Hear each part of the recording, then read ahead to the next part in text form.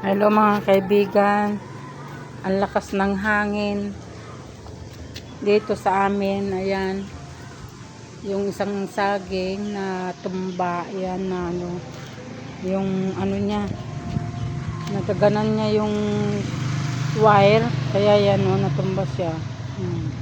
Pati yung yung solar, yan. Pati yung wifi, ba yan?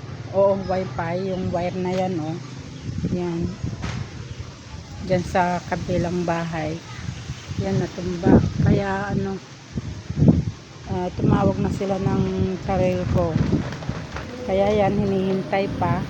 Ayan, ang lakas ng hangin dito sa amin, mga guys. Sa inyo ba malakas din ba? Yan, malakas. Ay, mga guys, may sasabihin ako sa inyo, mga guys. Sino bang may gustong bumili ng lechonan pala? Ito lechonan. Yan. Lechonan. Kumpleto pa yan, mga guys. Nandyan lang naka-stock. Kaya kung sinong bibili, mura lang yan, mga kaibigan. Kung gustong bumili, message lang po sa akin. Yan, kumpleto po yan. May may motor siya, yung tapos may alam niyo na yung alam niyo na, mga guys, yung yung panglitsonan ng manok. Yan, ito guys, malaki yan. Yan, andyan guys. Ito, salamin pa sa likod, salamin. Yan guys. Yan, kung sinong bibili po, mga kaibigan, yan, ito.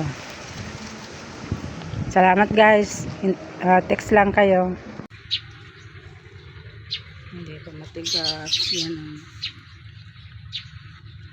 pinutol na yung saging kasi malakas yung hangin. Yan, hindi pa pwedeng ipahinog. Sayang nga. Yan.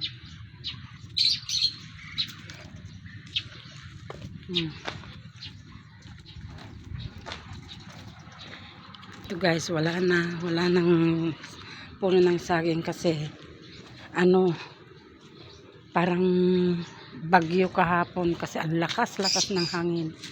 Kaya yung kuryente diyan natumba, tapos yung mga ng wifi, yan na isama, yan yan natumba yan, tapos yan mga wire. Yan. Kaya naputol na. Ito nga, muntik nang matumba. Sayang naman pagpuputulin. Kaya hintayin na lang namin na manigas. Ayan, para putulin na. Yan. Sayang nga yung dalawang yung saging. Hindi pa masyadong matigas kasi mga pa sila. Kaya medyo yung siguro yung isa